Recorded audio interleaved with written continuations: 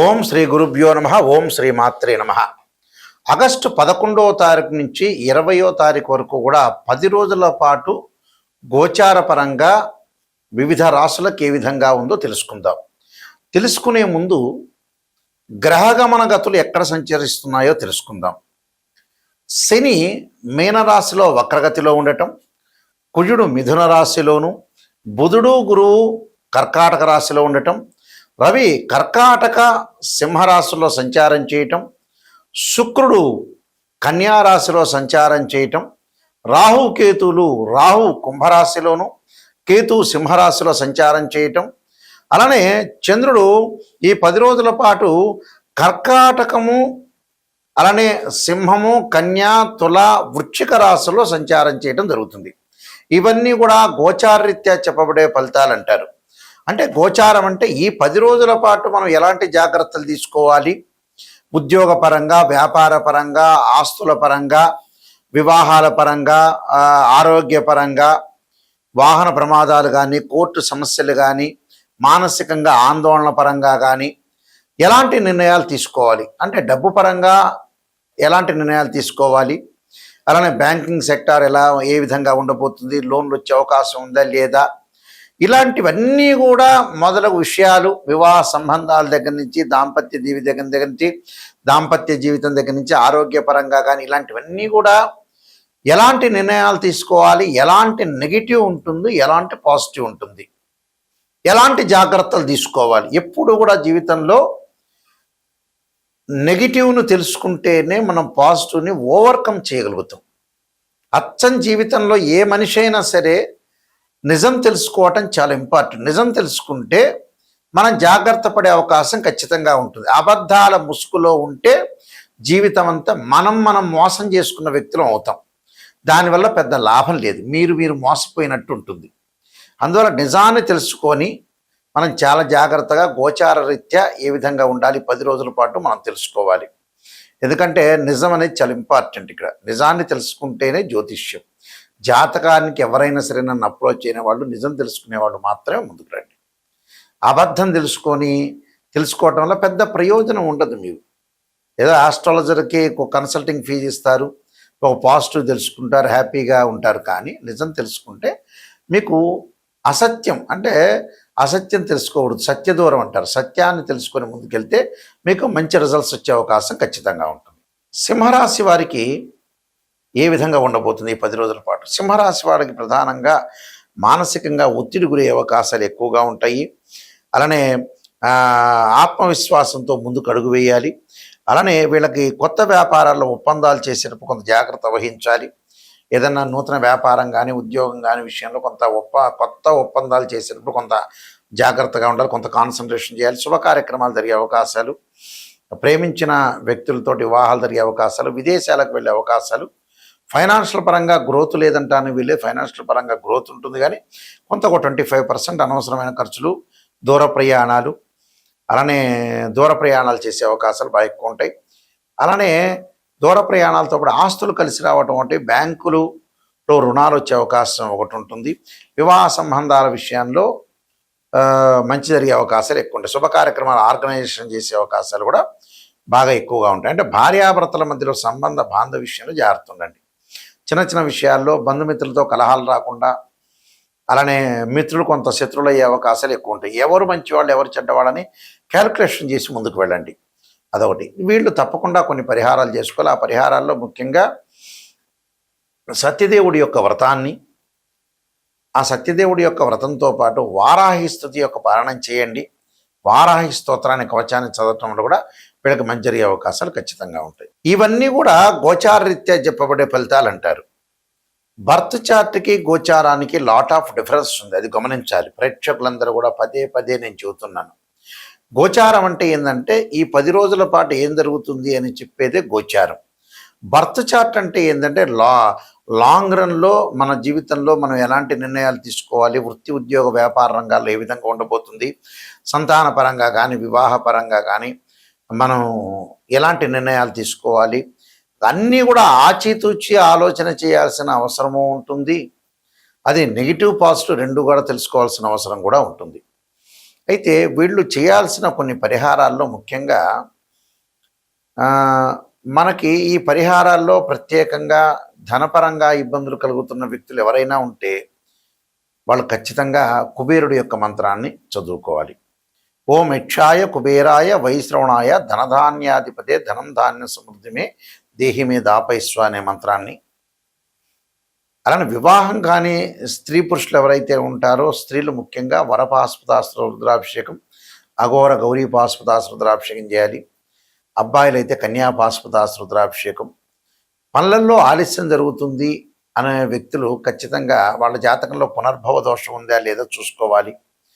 Financial పరంగా ఆర్థిక స్థితిగతులు ఏ విధంగా ఉండబోతున్నాయి, అసలు ఆర్థిక పరంగా ఇబ్బందులు కలుగుతున్నాయంటే జాతకంలో గురుచండాల యుగ దోషం ఉండొచ్చు.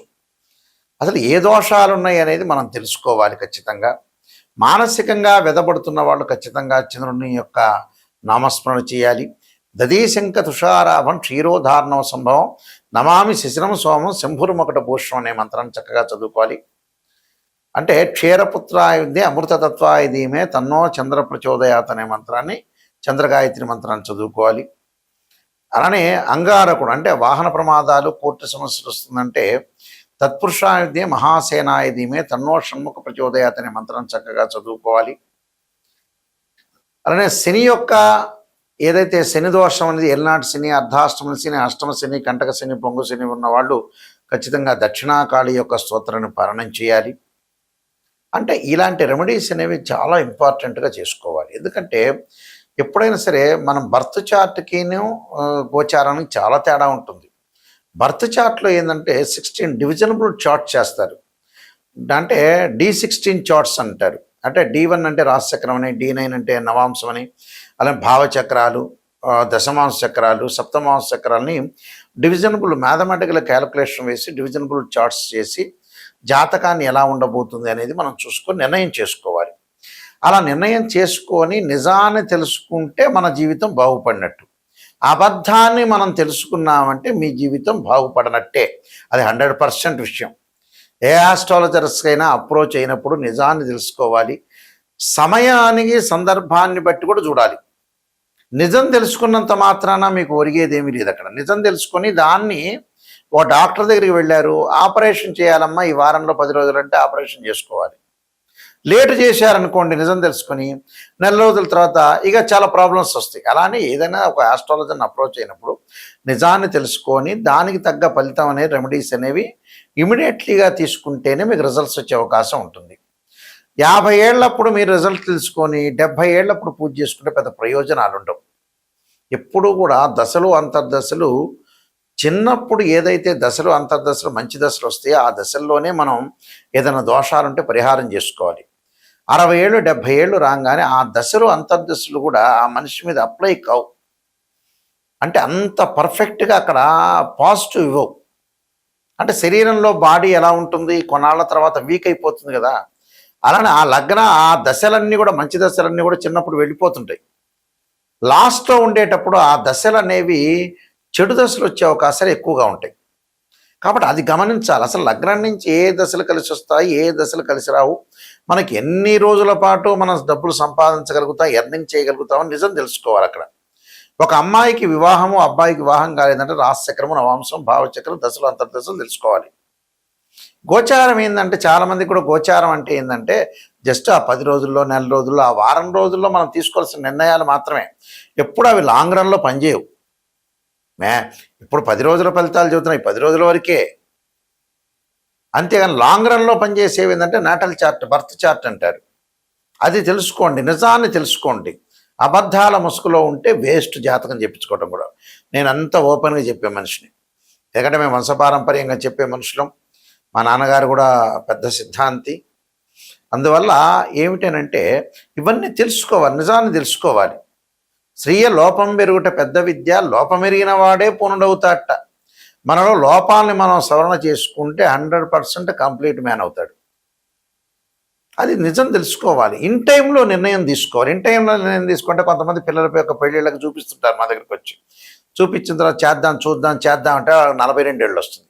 ఎందుకు ఆ జాతకం చూపించుకోవటం? ఇంకా అంత అయిపోయిన తర్వాత జాతకం చూపించుకోవటం కూడా వేస్ట్. ముందుగానే నిర్ణయం తీసుకోవాలి. భగవంతుడు ఒక జ్ఞానం ఇచ్చాడండి వాస్తవంగా.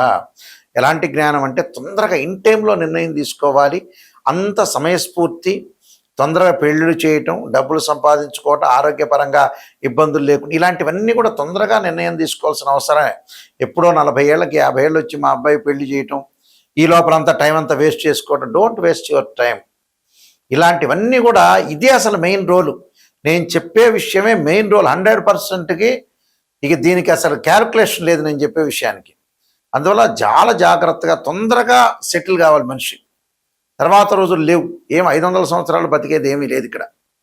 అందువల్ల ఇలాంటి నిర్ణయాలు చాలా జాగ్రత్త. నేను చెప్పే ప్రతి విషయం కూడా అక్షర సత్యం. పేపర్లో హెడ్లైన్లో వేయాల్సిన అక్షర సత్యాలు చెబుతాను.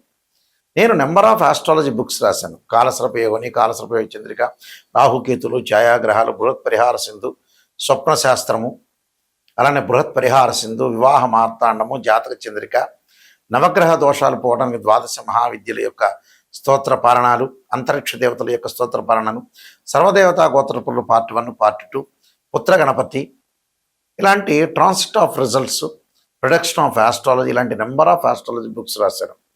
ఇవన్నీ కూడా రాజమండ్రిలో మోహన్ పబ్లికేషన్ వారి దగ్గర, కోటగుమ్మం దగ్గర దొరుకుతాయి. నా దగ్గర కూడా ఈ పుస్తకాలను లభ్యం అవుతాయి. వాస్తుపరంగా, జాతకపరంగా అన్నీ మీరు చూపించుకొని ముందుకు వెళ్ళటం చాలా ఇంపార్టెంట్. మా వెబ్సైట్ www.nayakanti.com, nayakanti.in చూడండి. ఆ స్క్రీన్ మీద స్క్రోలింగ్ అవుతున్న నెంబర్ ఉంటుంది. మీ అందరికీ కూడా శ్రీ పరమేశ్వరుడి యొక్క అనుగ్రహాన్ని ఉండాలని ఆశిస్తూ సర్వే జనా సుఖినో భవంతు.